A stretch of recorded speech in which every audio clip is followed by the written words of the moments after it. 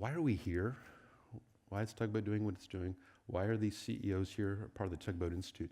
It's because we believe in the vital importance of human beings coming together to create and grow enduring private businesses that make a dent in the universe. And what I learned was there was a really interesting entrepreneur, a business leader out there, and I used this term to kind of describe it, and I like the term, was evergreen. This evergreen leader, they're running an evergreen business, and this was kind of the initial definition.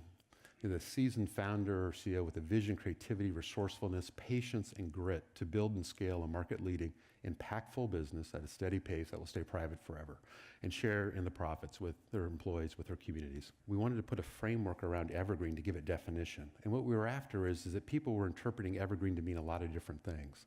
So we call these the 7 Ps, the kind of evergreen 7 Ps.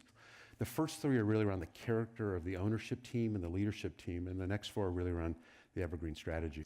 So I want to hit a couple of business myths because we hear this from time to time when people are being critical of evergreens. So the first is, you're not serious.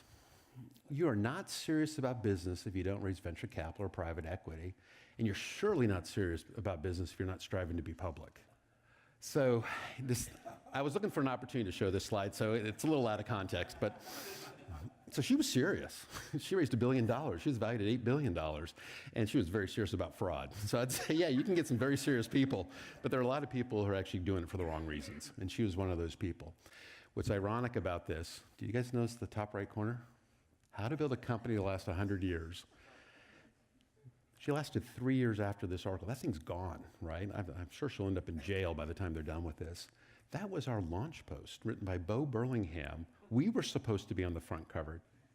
And this is another fact. These, in my belief, are all evergreen companies. I might not have them all right, but I believe they are. I would not want to compete with any of these companies. These are Andy Taylor Enterprise after the last 2 days, good luck.